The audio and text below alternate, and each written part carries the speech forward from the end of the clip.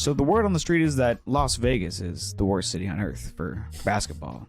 Jacob, did you start this rumor, or is this from somewhere else? I don't know. It might be the worst. I think it might just be the worst city for things in general.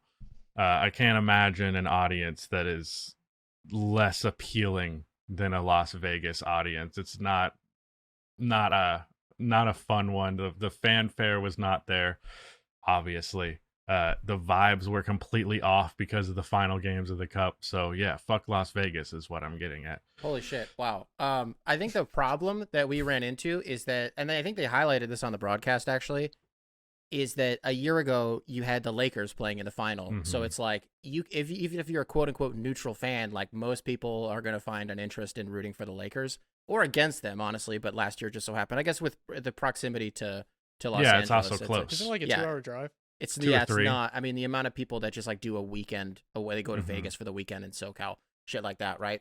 But then when you have these two middle America teams playing each other, like there were some Bucks fans, there were some Thunder fans, but it was a lot of just people there to just like watch a basketball game. I do think that ended up being one of the things that made this game feel really weird.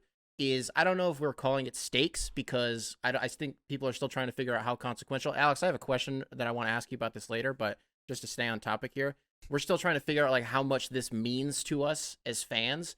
I like it a lot, but it's like it's hard to get really juiced when you're at this neutral site that is so geographically detached from the two teams that are actually playing in it. I don't think it's a reflection on the fucking city itself. It's like one of the entertainment capitals of America. It's at least on the Mount Rushmore. And so I don't think it was a Vegas problem. I did think it was. Here's something that I was running through in my head though, was like, so at the end of it, they're doing the medals and they're doing the trophy and shit like that. And Adam Silver, he's emceeing the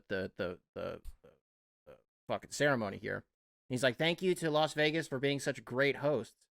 I thought to myself, what happens in 2 years when Vegas has a team? Are they still holding it there, or do they find a different neutral site? You know what I mean? What do you guys think about that? Kansas City, here we come. Right. I've gotten the impression that they've been doing it in Las Vegas to gauge the market to some extent. Like they're like, we're interested in Las Vegas. Let's see how this plays out. I think the problem with a Las Vegas team, specifically for sports enjoyment, is most people who are in Las Vegas are not from Las Vegas. It's tourists from out of town. And, you know, you might get a Hawks fan from out of town every once in a while, but like, especially unless you're mega rich, if you're a Hawks fan or if whoever, you're not going to fucking drop a bunch of money to fly to Las Vegas right before Christmas at that. That's just, you're inherently going to get an unengaged crowd because of that. There's just not that many people who are there who care about it. They're like the same people who are like, oh, I'll go see fucking Carrot Top in the middle of the afternoon. Why not? It's the same shit, same principle. Just like we gotta fill a void of entertainment. Like the 2 times I've been to Las Vegas, I'll pass it to you in a second, Rudy. Both times I was like, do I go see stand up? Do I go do whatever? There's always something happening, and this is just another one of those events. Obviously, Las Vegas is a entertainment capital of the world, but in terms of vibes, have you been to Las Vegas, Nick? I'd rather kill myself, to be honest with you, but that's what I'm saying. Yeah. That's my point. Las Vegas but the blows. Sphere now, with the Sphere, I want to go exclusively because of the Sphere, but go ahead, Rudy. I saw the Sphere from the plane. I had only heard about it like right before I got on the plane. So I'm like, thank God someone told me, otherwise I would have freaked out seeing a giant eyeball sticking out of the land. I had a little bit of a eureka moment when you were doing your spiel there. Presuming that the Cup championship isn't going to be in Vegas anymore in the future, what if, in addition to the new All-Star format, when they inevitably revert it back to East versus West, like Kevin Durant was complaining to make happen, we make the winner of the All-Star game get home court advantage in the NBA Cup the following season? Whoa, okay. That's inconsequential. Say that again. You might be cooking. NBA All-Star game, East versus West, winner gets home court advantage in the Cup I thought That's you were good. saying the players on the team that wins the All-Star game. I was like, but they play for different teams. So I was like, if only. something's not right here. I didn't pick up something. I think that's way smarter than the people who proposed the old MLB rule, which is if you win the All-Star game, you get home court in the finals. Which is, it didn't work for the World Right. Series. It was a bunch of horseshit. This is inconsequential enough, but still has consequence that I think you're going somewhere with this. I think this is a good take. It's all within the regular season canon. It never leaks into any other portion of the season. You It's won't like get people. the Q1 break and the Q2 break are just tied together. No Mickey Mouse accusations. And I think, just to revisit something Jacob said about like nobody's from there. Well, ask the Raiders how their ticket sales are. Ask the Athletics how their ticket sales are looking for, next season. Ask the Vegas Golden Knights how their ticket sales are doing. They have a dedicated fan base. And then if you want to say, okay, let's zoom out on this thing. Let's go 2 hours west. Let's go to Los Angeles. Where like most people that live there, are they from there, Jacob? Ask the Rams how their ticket sales are. Ask the fucking Chargers. Not about them being from there. It's about them literally living there. If you can be from that. That's what I'm getting at. Like there's like So in you're terms of saying- like a fan that's going to be showing up with regularity is not near, like a large percentage of that Vegas crowd is going to be tourists who are in town for X amount of days, but they do not live in Las Vegas. They do not identify with Las Vegas. They're not like, fuck yeah, Las Vegas. Okay, so then we'll scrap LA because I get what you're saying now. So, but let's just go back to what I said before. Dog, the Raiders and the fucking Golden Knights put asses in seats. Are those all tourists? Maybe I'm tripping, but I could have swore I saw a viral clip from this football season where there was a lot of terrible towels twirling in Las Vegas, and people are like, Well, "This that's is also a a problem." Steelers fan because they are Terrible towels. It's a Steelers thing. The Okay. Steelers fans are like Bills fans. Like the way that they travel is it's like Niners fans. Like it's just on a different level. And it's not even about them traveling. It's just how many pockets of Steelers fans exist throughout the country. So I think that's just sort of unique to the actual team itself. Like, sure, the Raiders are bad this year. I'm sure that you could, if you, what is the empty stadiums? There's a Twitter account where they just like post a bunch of like stadiums that when the game is about to start and fucking nobody's there. The Raiders stink this year, so I'm sure that you can find some evidence to support that maybe they're not actually selling that many tickets this year. But that's definitely, I don't think it's going to be a problem. And then like gauging the market, I mean, the NBA decided how many years ago that it's going to be Seattle and it's going to be Vegas. And I almost said Mark Cuban. Who am I trying to say? Adam Silver recently kind of floated out Mexico City. He was like, we still need to look into that and we still kind of need to see. So maybe in like a decade that'll happen, but it's always been Vegas. It's always been Seattle for this next Mexico City is probably our next destination for the Cup post Vegas team. There you go. Yeah, there you go. Go international with this thing for sure. Yeah. I mostly just hate the idea of a neutral site, regardless of where it actually is. You mentioned the idea of like all-star for the home court advantage, but I also think, you know, for the qualifying, they factor in the scoring. The scoring obviously does not matter once you actually get to the tournament, but I was thinking, what if you did, you know, whoever has scored more points up until that game, that's who gets the home court advantage. I guess maybe it'd be too short notice for like booking everything. Yeah. But that to me would be more interesting and engaging and like actually add to the value of like, yeah, run up the fucking score. Otherwise, that's only something you're doing during the qualifying games, not the actual tournament. So you are saying like how they have to keep track of the scores for the cup games themselves leading up to like the qualifiers. You're saying just for that, not like the whole regular season up to that point? Well, I'm saying when you get to the final 8 teams for the tournament, you know, whoever scored, like in that first round, you have 2 rounds in the East, they play whoever scored the most points who won, that's who gets home court advantage. Yeah. It's fun. I think you're right, though, that just from like a booking thing and like a scheduling thing, I think it would just be too, but it's a fun idea. Yeah. Yeah. Did we enjoy the NBA Cup game last night, Alex? That was targeted. I'll be honest, like, yeah, I still enjoy. I mean, I'm a Thunder fan. Don't get me wrong; it hurt. Like, I wanted them to win. I respect the cup, but at the same time, I'm like, you know, I had fun watching the game. The first half, you know, it wasn't a bad game until like the fourth quarter. That's when it got out of hand. Up until that point, it was like, yeah, the Bucks are taking the lead in the third quarter, but it's still like, it was like 12-point leads. It wasn't anything insurmountable. And the whole time, everyone's sitting there going, Thunder have shot so bad for 3 quarters. What if they just catch fire in the fourth? Mm-hmm. That's kind of what I was banking on. Like, and then I started thinking to myself, because I was scrolling through Twitter during the third quarter, during like a dead ball or a commercial break, and I'd see people tweeting like, they've shot so badly up to this point. Wait till that fourth quarter rolls around. And I'm like, the buzzer's going to sound and we're still going to be saying, just wait, they're about to catch fire. It's like, we're running out of time for this to happen. So I was kind of laughing to myself about that. And like, yeah, it sucked. I wanted the Thunder to win, but it was fun. Like, I enjoyed it. I enjoyed the spectacle of it. And, like, the basketball itself was fun. You had the Bucks like running double big pick and rolls, and OKC's just like tiny little fellows out there. Whenever Hartenstein was on the bench, it's like, well, not much you can do. It's freaking Giannis. He's just like standing above everybody else and putting it in the hoop. And then there's Brook Lopez, who's 49 years old and still just demolishing guys in the paint, swatting guys into the stands.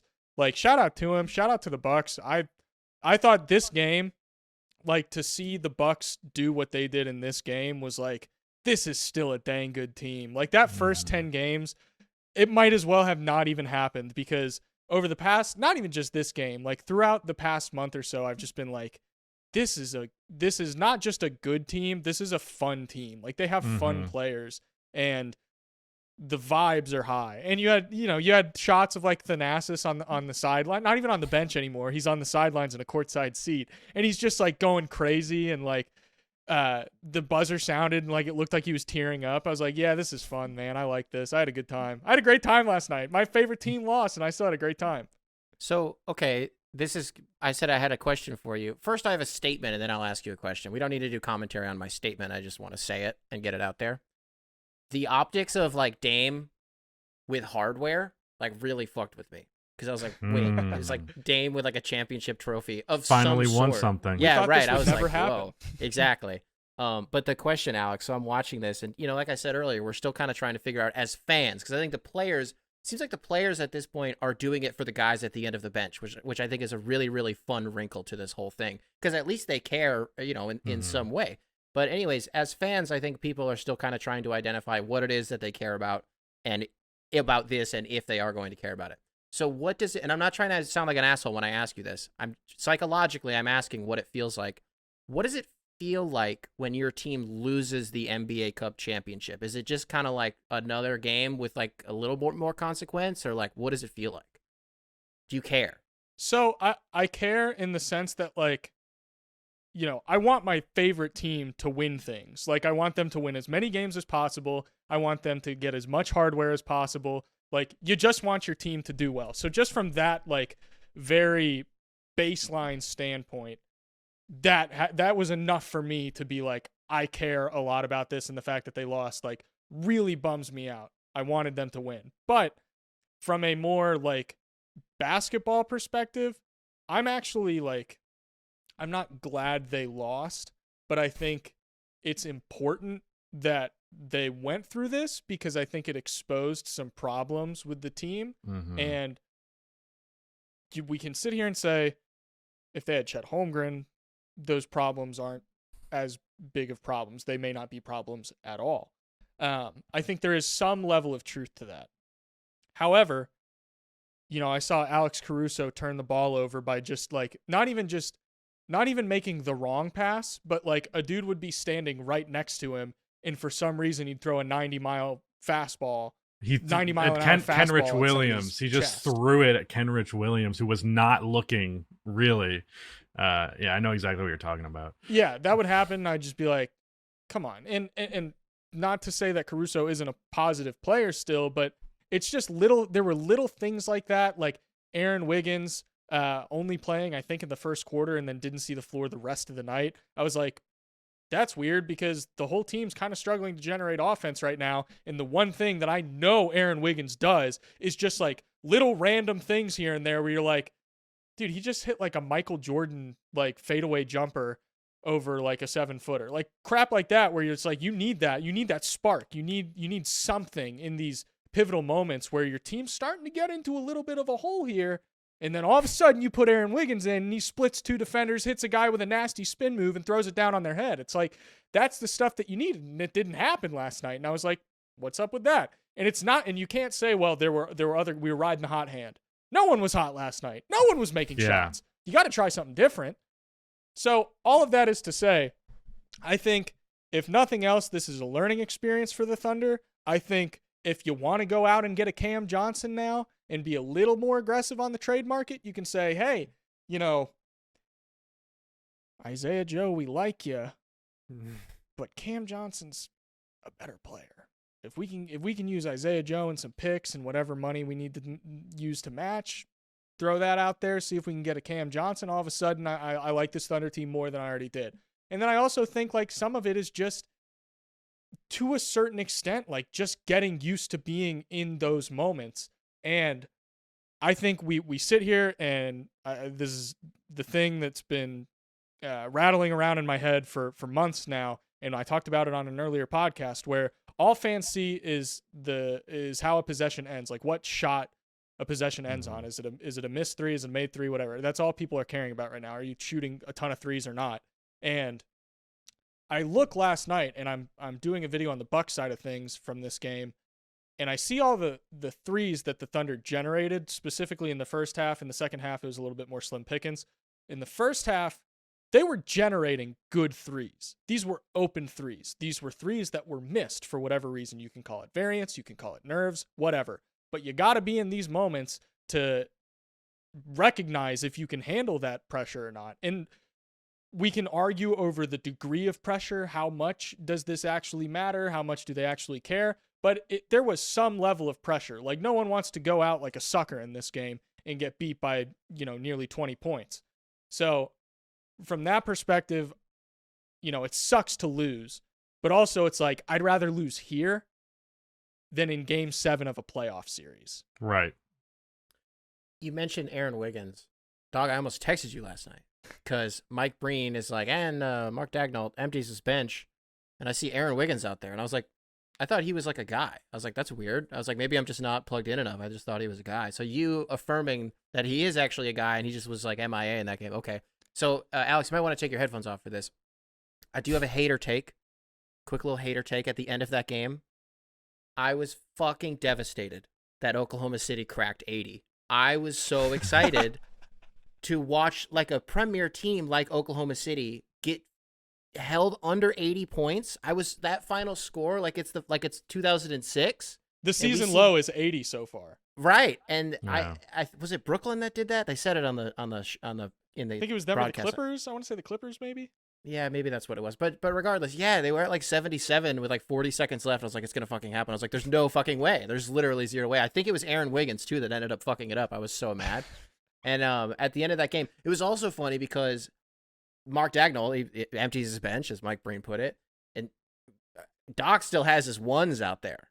Like, Giannis is clowning on Oklahoma City's 11th man. He's swatting his shit out. What the fuck? Get off the floor. What are you fucking doing to this guy? So okay, mental exercise. Isaiah Joe, Kaysen Wallace, and stuff. Does that get you Cam Johnson? Do you need to put Kaysen Wallace in there? I don't know. I don't think the salary. I'm ready to get rid of Kaysen. Well, Jacob, Yeah. and stuff is just fill the salary. I'm saying, but the two things Right. that you're focusing on. Because the funniest thing to me here is if Brooklyn finally does the thing where we're like, we need to stop trying and we just need to commit to the whole Cooper Flag thing. Isaiah Joe is a fun sidekick. Is he a sidekick to Cam Thomas? I don't know but you know what I mean? Like Isaiah Joe being a part of that tank is fun. And he's like baseline a good player. It's Yeah, not yeah. like Isaiah Yeah. Joe.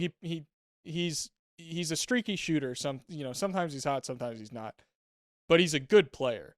Like if you have Isaiah Joe on your team, you can have gripes about where he fits on your hierarchy. But if he's on your team, you're like, cool, we have a good player. Whether he's our 10th man or he's our like 7th man, you can work with that. That's a player you can work with long term. I would like to point out, I'm looking at Isaiah Joe's basketball reference, and apparently one of his nicknames is Strokin' Joe. Oh, old Love Stroking Joe. You tell me that it's not Joe Harris? Yeah. By the way, plus the plus stuff would be Kenrich Williams, who's making $7 million. Otherwise, Oh. there's not really any other tradable contracts. I'll buy the Isaiah plane Joe. ticket. Also untradeable until January 15th. Wait, So we are 1 who month is- away from that being Who possible. is Kenrich? Isaiah Joe. Oh, Did he get extended? In the off season, yeah. Isaiah Joe. Oh. Yeah. yeah. Also, having him on 12 to 11 mil a year is also that's a bargain. So, And that's why I'm like, I like Isaiah Joe, and I've been kind of in the camp of like, yeah, I'd love to have him around long term. But I think now the- you see, like, I didn't think a Cam Johnson was going to be available. yeah, and I think the difference is Cam Johnson would be a starter and like a Right. definitive 30+ minute per game guy. Feel way better about him, at least offensively speaking, over Lou Dort. You guys also, especially when Chet's not playing, have a little bit of a size issue. And Cam Johnson is Like 6'8", pretty Yeah. long arms. He's a decent defender. And on top of that, he's had more opportunities to show his ability as a self-creator. So like if he has to attack off of a catch and things like that every once in a while, I think he fits right into what OKC does because OKC is all about drive and kick over and over. The irony being that throughout this tournament, I watched OKC generate open three after open three just for them to not go in. So if you're this good at generating open threes, actually having a competent shooter taking them would be nice. The 3-point shooting thing that I also worry about with, I saw a post from a Thunder fan that's like, man, we have a bunch of fake shooters on this team. I strongly believe there are dudes who like can shoot well in the regular season, but it's like, how are they going to hold up to that test when when you dial the pressure up a little bit more? And guys like, I think Lou Dort had one really good shooting game out of the three, but otherwise struggled with the shooting. Isaiah Joe, I feel like mostly missed them. Joe's not a fake shooter by any means, but Cason Wallace, I feel like missed most of the ones that I saw from him. J-Dub wasn't great. Let's be clear, J-Dub was bad. Yeah. J-Dub was bad. And SGA also, like, sometimes it looks like he's got a real comfortable off the bounce 3 ball, and then sometimes it looks like he's like peak DeMar DeRozan. It's like, I'm scared of the 3-point line. What the fuck happened? They showed the replay 6 times. I still couldn't figure it out. When Hartenstein was getting in someone's ass. I don't Andre remember who it Jackson was.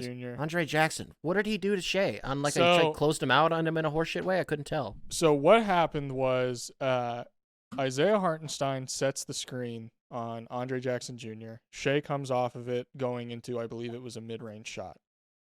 As Shea is going up for the shot, Andre Jackson Jr., at least from what I could tell, sack tapped him. Just little. Little cup check. Got him. Respect the cup. Hell yeah. And Isaiah Hartenstein understandably took issue with that. And listen, that was one of the parts of the game where I was like, this is sick, man. Like, this is like, they care. They care. Yeah. Yeah. I loved it. I mean, if You Shea know a game's- Alexander is in the air 3 feet in front of me, I'm probably trying to do the same thing. But it was cool because Isaiah Hartenstein, they were calling this out on the broadcast too. Richard Jefferson was like, that's big for culture, right? Like Isaiah Hartenstein's the new guy on the block. He's only played in not that many games at this point in the season. He missed like the first however many. And so for him to immediately, start being a dude for his teammates, I thought that was pretty cool to see. But this is a question for Alex and Jacob. Explain it to Nick. It's Explain It to Nick this week. Mm-hmm. yes. So the Thunder go into halftime 1 of 17 from 3. They're down 1. What's the Yeah. take? What's the take there? Jacob, I can take point on this unless you want to. I've been Mhm. talking a lot, so I don't want to. I don't remember what the ISO too free much. throw disparity was in that's the a good first point. half, but that was probably part of it. I also feel like OKC got up more shots overall because of offensive rebounding, although I don't know if the differential was that dramatic, but that's all that I could think of. The overall free throw differential on the game was +4 OKC. Okay, but what 22 to about the 18. first half? The first half is what the question was. The dumbass real app will let me know that immediately. Is So that I damn gotta pull emoji it app? up. yeah, it's that one. Damn emoji app. Rudy and I were sitting in Wrigley Field, like waiting for like fries or something like that, and he's like showing me this app, and he's like fucking Rain Man being like, "Hey, look, you could track this stuff." At the time, I thought it was really really cool, but since then, I've never looked into it. But I know that Rudy really likes that app. I do actually like the app. They got like this bullshit pseudo NFT style like vehicle of trying to make money off of being a stats app, but outside of that, it's pretty okay. We can't be doing free promo. I know they do sponsorships. We can't give them any more free promo until they start paying us. That's what I'm saying. That's why I opened it with this shitty dumbass fucking bad app. So if it wasn't a free throw disparity thing, then what would it have been? So I would argue part of it was the free throw disparity in the first half, because OKC was 13 of 16 from the line compared to the Bucks, who were 6 of 9 from the line. So there was definitely an element of that at play. And also, I felt that OKC took 44 shots in the first half. I didn't feel that. That actually happened. What I did feel is that a lot of their shots were at the rim. They were attempting a lot of shots at the rim, and they weren't inefficient on their shots inside the arc. Shea was hitting his mid-range shots. I think J-Dub was hitting his mid-range shots at first. Isaiah Joe knocked one down that I recall. Dort knocked one down. And I felt like they had some good opportunities where they generated good looks at the rim. Whether or not they were going in was a different story. And then I feel like the second half, they kind of just stopped going to the rim, due in large part to the fact that, like I said, Brook Lopez, defensive dominance in the third quarter. In the fourth quarter, it was Giannis, his defensive dominance. But that tandem was just like, I wouldn't want to go to the rim either. Yeah. I don't really feel like they've been as devastating as a pair defensively in a while. I really felt like I was watching them in 2021 for a lot of that game. And also, part of it was scheme, because, it's a talking point that's been done to death is Brook Lopez is a drop big. And, OKC in theory is kind of designed to handle drop pretty well with all their mid-range guys. And I think one of the problems was in the first half, the mid-range shot was falling, so you could kind of live with the three-point shot not falling. And then the second half rolls around, and they're getting down a little bit, and they start chasing threes. And so you're down big. You're not even going to think about getting to the rim. So you're not going to get as many free throws. You're not going to get as many easy looks. You're not going to put pressure on the defense and open up space or open looks on the three-point line because they're thinking that you might be driving on them all the time. And so you get to the second half, the lead's starting to get bigger, and instead of getting these open mid-range looks against Brook Lopez and drop, you're just trying to get those open threes coming off of a screen, even though you're not really hitting them. And I think there was a lot of that at play. So I texted Alex in the middle of this game, and I think it's a good mental exercise for us to do as a panel. I said, does Brook Lopez have the softest touch from a big that you've ever seen in your goddamned motherfucking life? Being a little bit hyperbolic in that text as soon as I sent it, but he knew what I would mean. And I said, at the very least, he's on the Mount Rushmore, which is actually what I mean. And then Alex said, Jokic. Yeah, you would just have to put Jokic on there. But then I started thinking about it. And so without making my official Mount Rushmore of bigs that have the softest touch that I've ever seen in my #goddamned motherfucking life, the names that I came up with were Brook Lopez, Jokic. I wanted to throw... My question was, you kind of have to put the skyhook on there. You have to put Kareem, because if you're going to be able to do that, you have to put him on there. I think you could throw Hakeem on there. You have to throw Tim Duncan on there. And then, I don't know if this is sneaky because he's big as fuck. Does Yao get a seat at the table, or is there too many other people that we have to think of before then? Call me crazy. I feel like another guy who deserves to be in that conversation was playing in this game. Not nearly the tier of player as a lot of those other guys, but... You're talking about run and dunk man having Hall of Fame touch? I'm talking about Isaiah Hartenstein. Hartenstein has one of the nastiest floaters I've ever seen out of a big man in my entire life. Alex clearly feels the type of way about it. Yeah, I mean, it's for a Obviously, he's not fucking Kareem. I'm aware.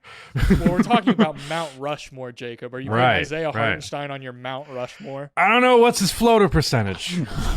It might even be crazy to put Brook on there. I just know that for the last 20 years that he's been playing in the NBA, those hook shots, those push shots have been cash. Dog, even his three-pointers will sit on the rim for so long because of how soft his touch is. So I don't know. I think Brook Lopez actually does warrant a spot because of the transformative element to his career, how he existed during the exact gradient where a guy like Brook Lopez went from taking 20-footers to threes. You know, like it makes sense to throw him on there strictly for that reason. Jacob saying Hartenstein makes me feel like I'm not out of line for being like, ho, Zach Edey. But, like, you know, whatever. No, yeah, Yao Ming, why not? He's played how many games, brother? Yeah, he's shooting 60% from three. Yeah, I don't care. I mean, I don't know. It's hard to do an all-time thing because there weren't measurables. There were we don't have tracking data for back then. I don't give a fuck about data. Eyeballs.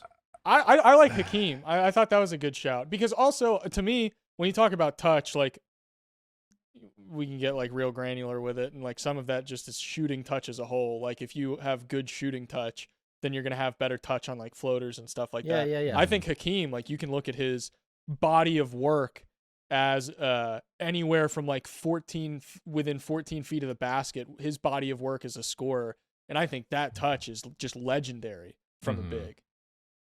To me, that it's very easily the GOAT of that is Jokic, though. I don't think there's ever been a player who's been more impactful in the floater range, period. I want to present one more name at the bare minimum. I just absolutely have to. Oh, no. Is he going to say another Grizzly? I mean, I could have said Marc Gasol, but I choose not to. Or Pat Gasol, but I choose not to. It's not a bad shout. That'd be a good one. Or Pat. LaMarcus Aldridge? That's a good one. You can't say LaMarcus Aldridge without saying Marc Gasol. That's a good You're so true. right, King. It's true. I feel like LaMarcus wasn't that floater heavy. It was more of just being a good jump shooting big. Yeah. And you know what I just feel Sorry, you go ahead. This is a dumb thought. I was going to say it also eyeballs would have told me that at the tail end of his career it got awfully clanky. More line drivey. Am I wrong? LaMarcus? Yeah, LaMarcus Aldridge, yeah. I think he always had a somewhat flat shot. It's not exactly a big rainbow guy. Then you know who had the softest touch in 2K ever was Andre Iguodala. That dude shot it off the screen. 100%. That shit 100%. Hit the score bug or the scoreboard. Yeah. I feel like it being like the multi-sided super scoreboard makes it another thing. Are you talking about in the presentation of the game, the scoreboard itself? Yeah, no, like the actual physical object of the several big screens that hang above a basketball court. I feel like that has a special name. Jumbotron. Yeah, Jumbotron. Even hard to be humble when you stunting on that Jumbotron. Yeah, okay. That's a very famous AlexHoops quote, by the way, folks. If you don't watch the videos, he says that. I came up with that. Yeah. Alex, what's your dumb thought? It's like incredibly stupid. So you said you can't say LaMarcus Aldridge without Marc Gasol, and like smartphones and just like being able to look anything up on the fly at any given moment 100% of the time. I feel like back in the day there was probably some kid at a lunch table with his friends talking about he's not really into basketball, but his friends are, and they're talking about players. And I feel like there has to at some point have been a kid who would hear LaMarcus Aldridge's name and for the longest time probably thought his name was Lamar Casaldridge and just went through like a large portion of their life thinking that was his name until they just Googled it one day. There's one person out there who may hear that and be like, someone feels so seen in the comment section right now. You have someone's crying listening to this podcast. If there was one more obscure player I could put, it wouldn't even be for bigs, it would have to be for guards. Reggie Jackson. Ooh, that's a good shout. Holy shit, that dude's floaters are some of the best I've ever seen in my life. We're just naming. I'm looking up his percentage just out of curiosity. Yeah, the numbers back up that take. If we're just naming if we're naming just all positions, then we got to throw Tony Parker's name in the mix. Yeah. Mike Conley. Yep, that's a good one. Oh yeah, I watched a edit of him the other day, a TikTok edit, and it was literally just like him hitting nasty floaters. I was like, You know, Was it like Modest Mouse what's- float on? what's always got me. Jesus Christ. nice.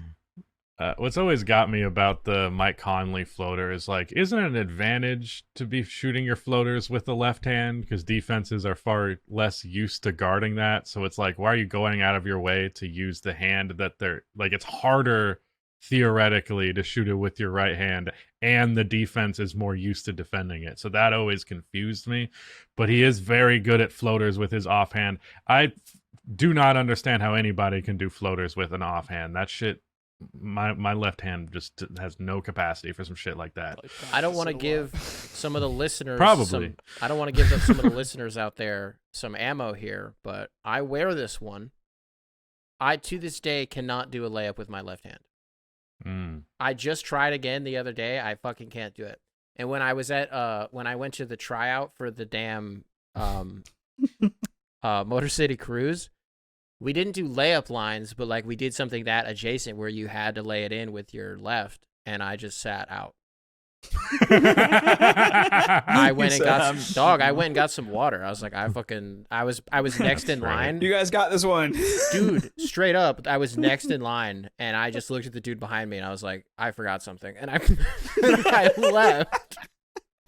I forgot my left hand. Yeah, and I fucking went and got some water, and I knocked everything over, and there was water everywhere. But then everybody was in the middle of a drill, so I was like, fuck, and then I did the rest of the tryout, no problem. Sounds like I think you should leave sketch. There's footage. I've never shown this footage before, but there's footage of a dude making me like fucking slap my knees together in a scrimmage. And one day I will unearth that. One day I will. That's pretty great. Yeah, I'm really good. I can do a reverse easily because there's like less thinking about it. But like just driving straight up left hand layup, it's real hit or miss. Don't ask me about my basketball ability. I saw that damn video of Alex and Jacob from a while ago playing one-on-one against each other.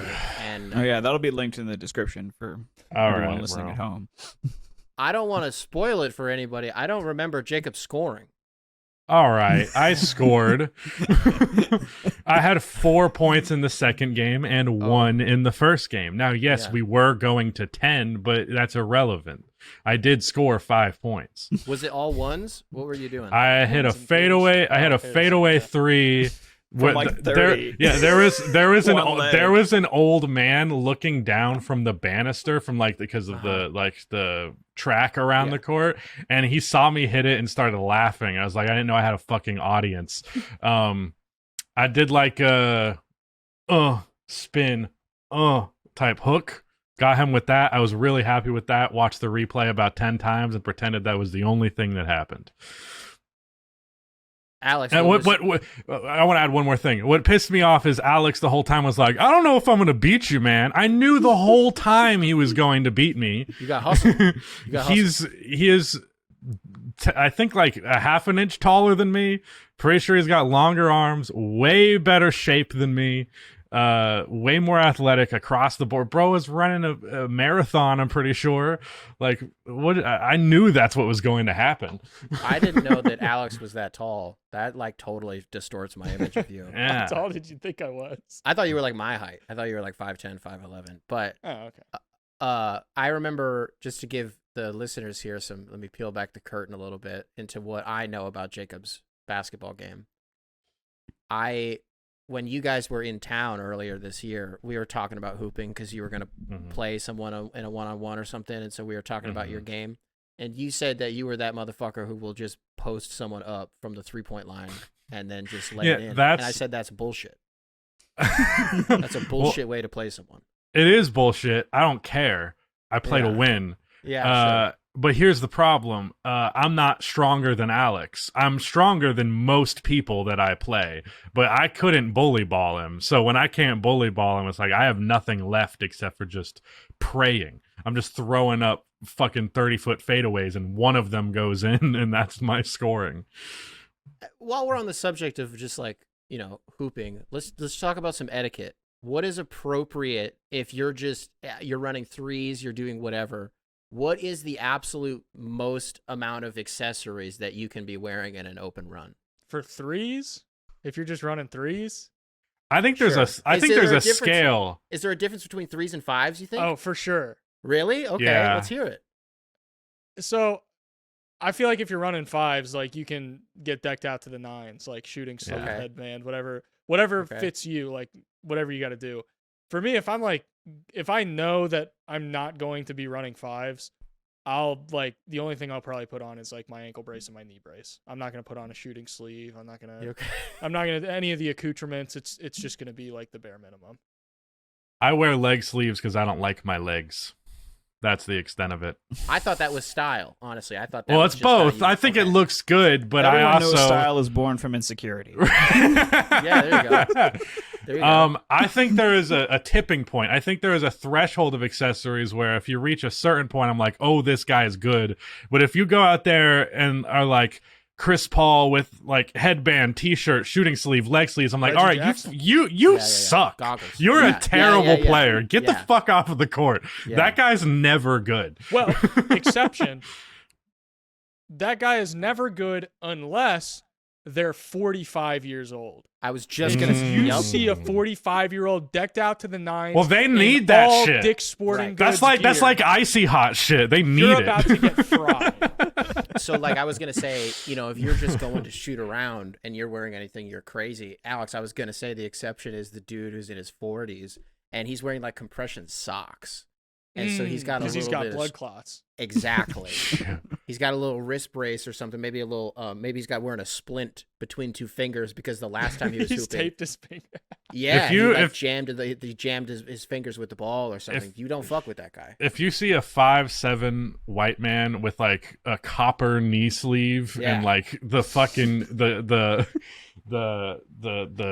compression socks, that guy does not miss from, especially like on jump shots. There is a guy at our local gym that he's a like 5'5" bald fat man wearing the compression socks, and like he was pulling from curry range, and it was just cash every time. I was baffled. You know who else is always just like a devastatingly good hooper is the dude who has AirPods in the entire time. Like he's not passing to you a single time, but your team's gonna win.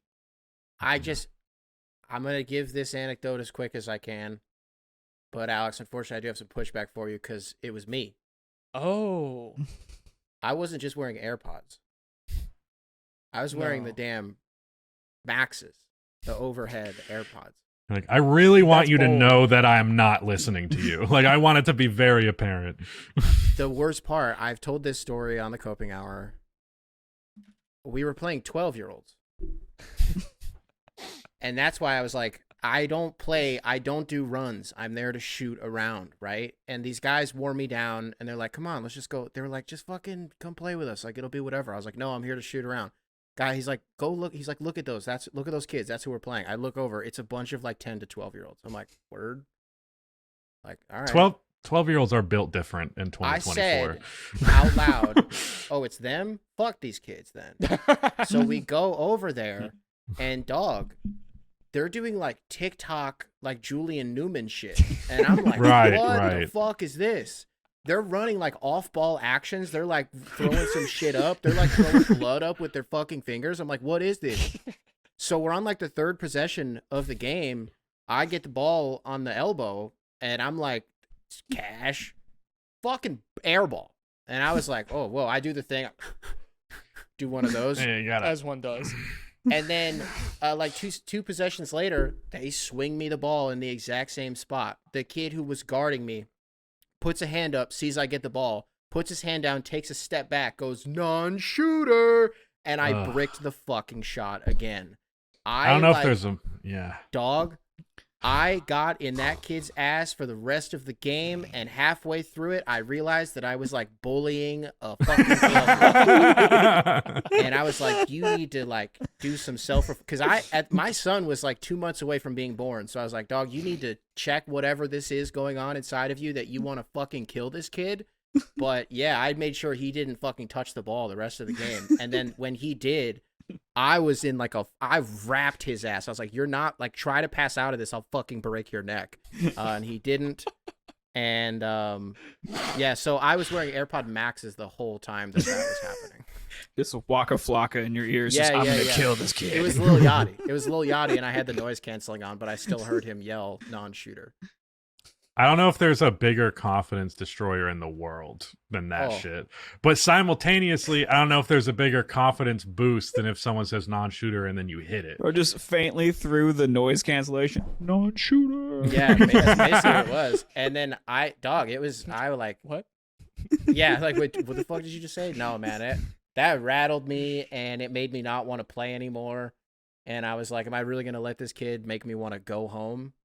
Yes. Dude, 12-year-olds are built different. I don't look at a 12-year-old on a court and go like, oh, I can cook that guy. That is not a guarantee.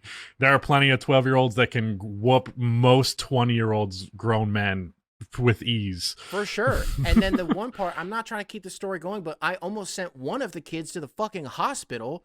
But instead, I got put on fucking SportsCenter top 10 because I did the right thing and I got out of the way. This kid would have been put in the ground and he would have been in a wheelchair for the rest of his life if I went up and contested this shot.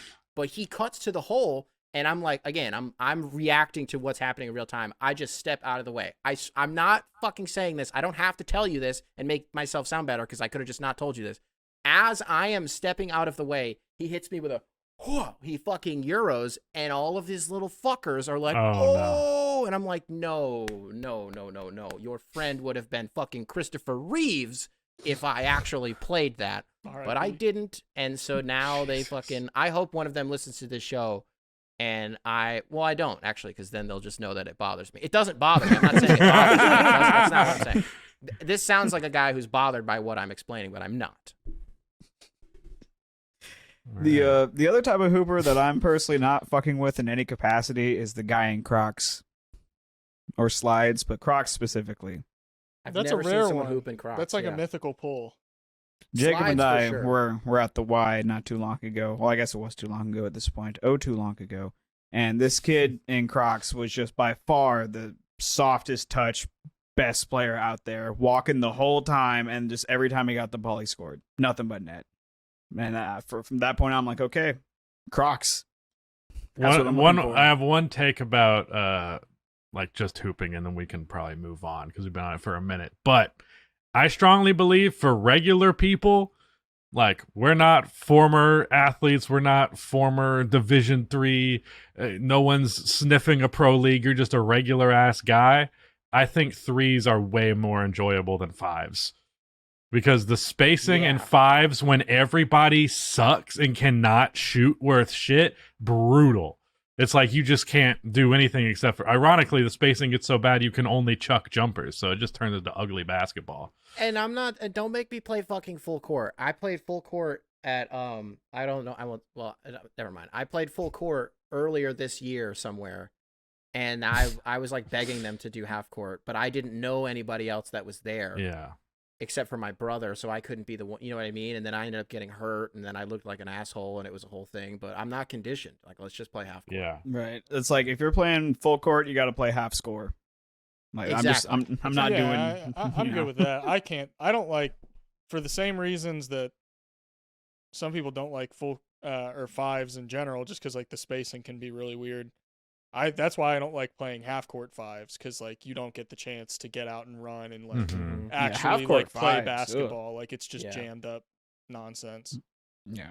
I think the thing about threes though, and I kind of feel like we discovered this when it was the ultra rare scenario of the entire squadron of players are all basketball dorks to the umpteenth degree, but one of them times where all the fellas went out to Jacob's neck of the woods and played at the Y. We played a lot of 3-on-3. And at a certain point, it just clicked where it's like, oh, double screen, the guy guarding the ball handler, Right. and that guy has zero options. Right. Like, it's over. You know, there's just, you can do funny, fucky basketball stuff.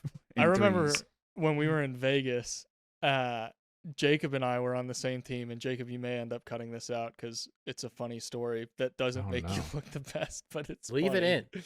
I don't even know about. I don't know what this is. We were playing, and at one point, I was was this doing a lot of the first ball trip? handling, Okay. and I get it. Jacob, I was like, "Come set me a screen, like please."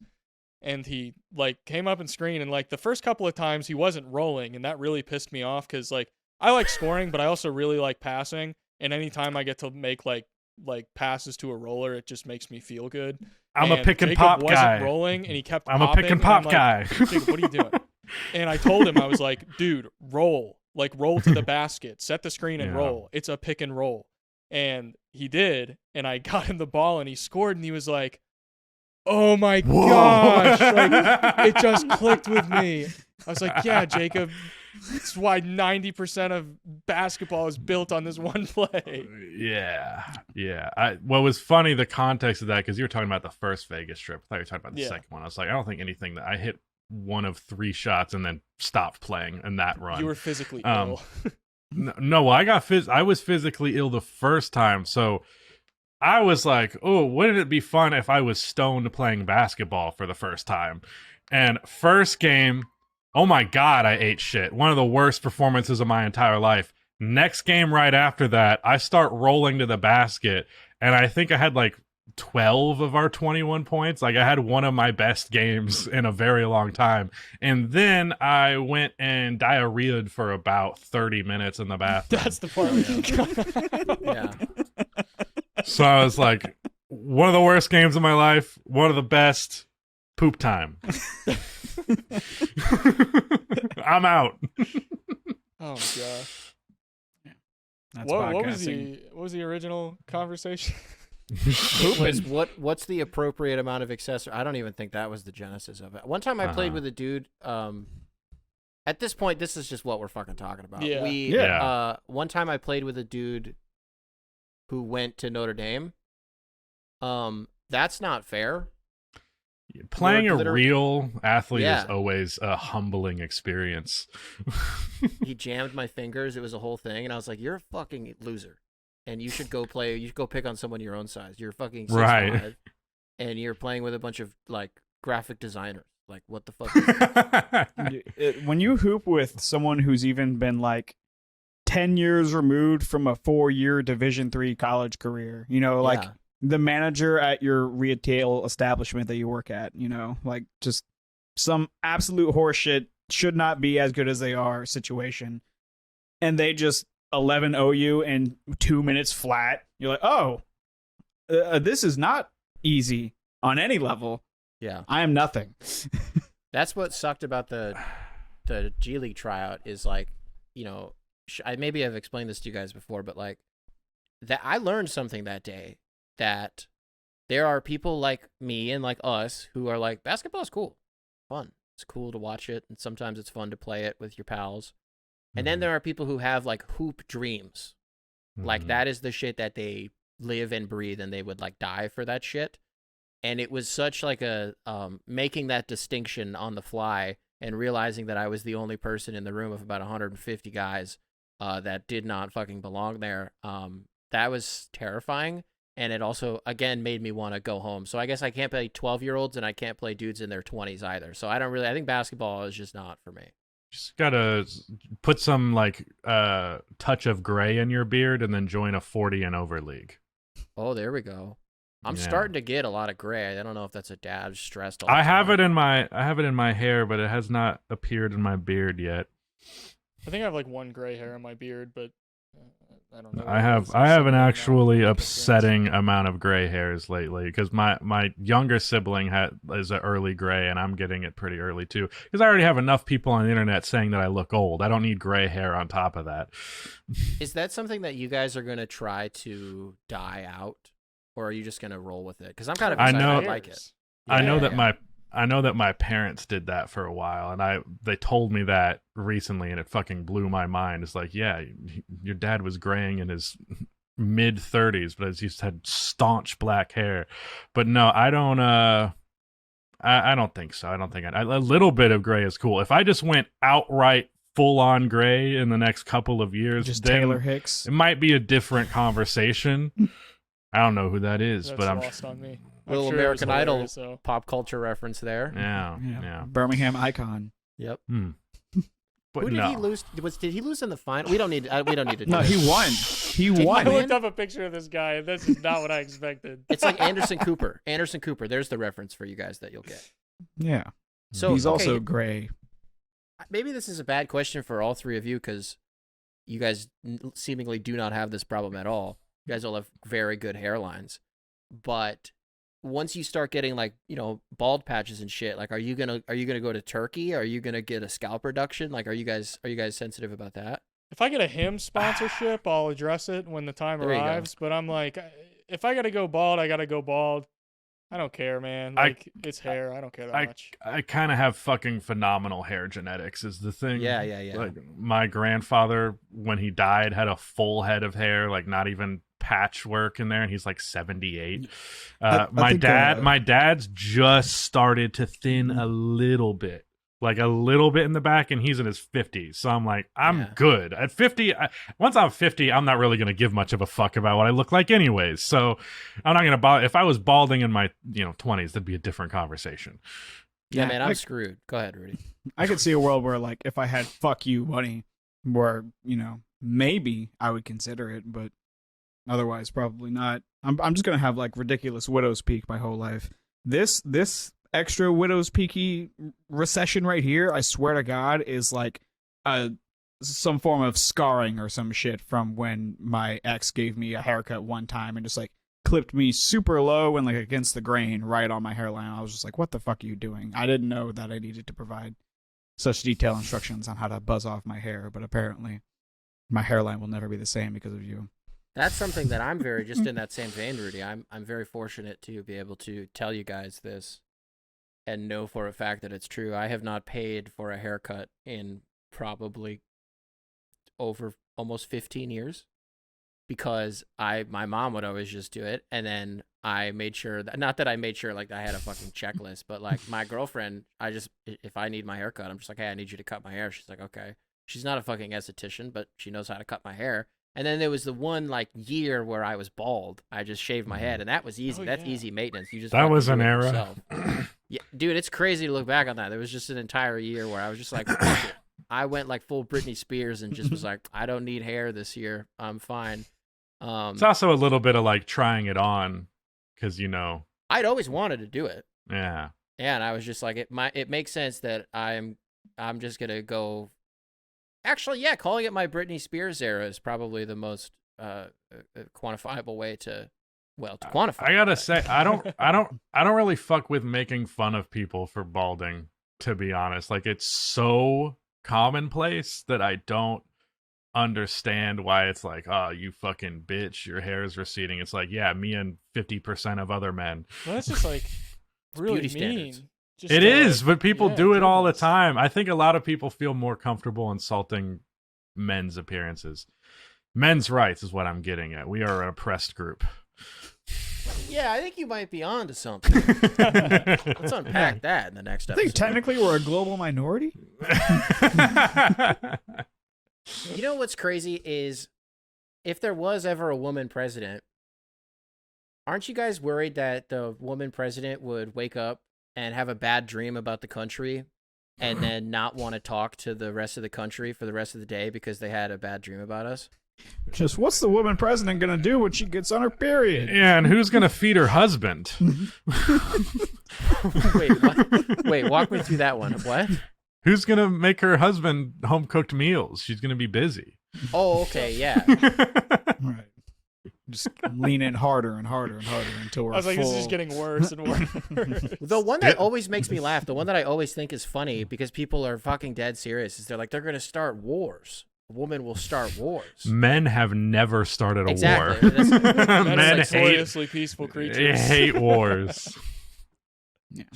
I know George Carlin has a bit about like subconsciously missiles looking like dicks because of men just being insecure in their masculinity. It's like we could just be That's like hurling Freud's balls. whole thing.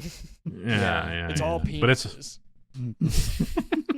It's very intro to psychology of me to say this, like intro to psychology pilled of me to say this, but it's crazy like the wilt numbers that Freud has put up over since he's been dead. mhm. People just keep cranking Freud references. Well, I'm Forever. just saying, like, think about the best. I don't want to psychologically analyze your relationship, Alex, but like, Oh. for example, let's use you. If you want, I can just self-reflect. If you don't want me to do this, Let's see where this is going. Sure. Are some of your favorite qualities in your wife the same qualities that you would identify in your mother? Well, yeah, so this is something I agree with. Like, yeah, for some people they have like, if you have a good relationship with your mother and like your mother like embodied what you would expect a mother to do, those are qualities that you would look for in a significant other. I think that's just like makes total sense. Yeah, and it's the same thing with a woman and their dad, or even if how does it work? I'm not trying to be funny here. It's like, what's the Freud gender inversion? Well, if you're thing? gay, is it like are you like, these are the qualities I look at in my dad? Is your or if dad you're your lesbian mom? No, I don't mean it like, you get what I'm saying though? Like if you're a man and you're like, holy shit, I'm gay. Does it flip? Do you still look at your mom and their qualities, or do you look at your dad's qualities? Somebody That's a good somewhere question, but has. I'm not qualified at all. Yeah. to Yeah. answer. I can't even speculate on this. I have some qualification, which is that I've seen plenty of twinks who really are into daddies. So take from Okay. that what you will. But is that daddy issues though? I think lots of queer people have issues with their parents Yeah. inherently, not Yeah, that's always fair. across Yeah, the that board, makes but it's sense. pretty commonplace. Yeah, So there's been like several dissertations on this. Surely, I am Yeah, so someone sure has that to have a someone has master's spent thesis years. on I of their also life think on it. this. Alex mentioned the idea of it being like, if your mother is that, more idealized version, but if you didn't get that, like someone I know, then maybe not so much the case. Yeah, I Well, think it 'cause it's- depends on your circumstances Mhm. individually. And like we model what we search for in a partner after what we grew up with, and like whether that's you want to find the traits that your parents had, or you want to find people that don't have the traits that your parents have because they're negative ones or things that you don't want to repeat, then that will inform your Mhm. decision on a case by case basis. But yeah, that's I guess all I have. This is why we just need to like hurry up and abolish parenting already. Whoa, chill, Just like chill, abolish chill. parenting. Facilitate child raising at an industrial level. What? So I'm out of a job? Get them in the mines early. Yeah, I'm just saying, no one should have to bear the burden of being a parent. We should let our tax dollars pay for that. Cam Johnson shooting 43% from three this year. Isaiah Joe, 38, though both are career 39% three-point shooters. Would you make that trade if you had to intrude Case and Wallace, Alex? For Isaiah Joe, Cason Wallace for Cam They Johnson. do not Cam need- Johnson they and don't. Cambridge Williams? They absolutely don't have to, so it's just not I a probably good wouldn't. question. There's Probably no wouldn't do that. reason. They have 1 billion first-round picks and matching salary. Gotcha. You know what I've seen? It's happening again. Folks, we tried to be the digital Paul Revere on this whole thing. The love Nick that. Claxton is literally just Miles Turner like thing that we've been, that pipeline. Pistons fans are doing it. They're like, what's going on with Nick Claxton? Like, what's his deal? I'm fucking telling you. I'm sure if I look in the Bulls subreddit, if I look in the Grizzlies don't need him, but if I look in the Thunder subreddit, they're gonna be like, I don't know. What about this Nick Claxton character? I don't think. I'm seeing people say that the Grizzlies do need him, and I'm just like, what Yeah. the fuck are you talking about? Really? It's like Jaren's like one of the best centers in the game, and we still got Zach Edey, and we got J Huff, who is effectively a wing playing the 5 on offense. Like, that shit's awesome. Like, we He had don't a cool need dunk the other night. Jay Huff did. Yeah. all of his dunks are cool. They're He all backwards. Always does reverse dunks. It's weird. It's like he protects the ball with his body, even It's like, like if he's he's- not doing an actual It's reverse. like he's dunk dyslexic. Mason Plumlee's had a problem with that in the past too, where he always just does under the basket reverse dunks for no reason when he doesn't have to do it. He's just big as fuck and can do it, so he does. Mm-hmm. Well, I wonder what that's like. I Just wanna Go ahead. pitch. I wanna throw something at you, Nick. I've seen some rumors for some different Pistons trades, but one that I haven't seen that is an idea I had that I was like, I don't know why you wouldn't explore this. It's obviously not able to do this till the offseason, but what if Pistons trade for Lowry Markkanen? I think he would fit fantastic next to Cade, and he's going to be like 26, 27. His trade value's much lower than it was a year ago. I've seen like the idea of them trading for Vooch. I'm like, why don't you Fuck just that. do something better get a big man that can shoot and play the wing, so you don't have Yeah. to necessarily play him at the center position. Like, I just love that fit, and I haven't seen anyone connect those dots. Yeah, and the Bulls are like, we lowered our asking price to 1 first-round pick. Fucking cool. Like, the fuck? For Vooch? Okay. They raised their asking price. I don't think they were asking for a first, but he's been shooting fucking amazing this year. So they're like, you know what? I think we can get a first for 20 and 10 on 45% from 3. I think you're right. There's no reason for me to say, like, I would love Lauri Markkanen. I wanted him a year ago. Everybody did. Mm-hmm. What does that look like? Isaiah Stewart and stuff. Like, you have to start with him just to make the finances work, because he's got the he's probably the guy on the chopping block anyways. I like it. It's a good idea. Mm-hmm. I have a question. We can wrap up on this, Jacob. You texted me at 3:00 in the morning the other day. Was it 3 in the morning? Yes, it was. It was 2:45 my time. Yeah, and I you can said, send texts at inappropriate times at times. My apologies. You said, I got a kind of wild idea or take about the Pistons or something, and then didn't send anything else. Just for the future, if you're going to text me at 3 in the morning, just say what you want to say, and then I'll answer in the morning. What were you going to tell me? It was that. That's why I was bringing it up. It's a good take. Yeah, it's a good take. Yeah. We should do that. All right. Glad I got that figured out. Winter break, Rudy. Yes. A little housekeeping before we get out of here. We are taking the week of Christmas off, so we will be back in 2 weeks. And moving forward, New Year's. And New Year's. Because it's currently Wednesday the 18th. Sorry. Then the 25th is obviously Christmas. We will be off, and then the 1st is the 1st, and we'll be off. So we won't be back until the 8th Next year. next year. The 8th. It's gonna be a while.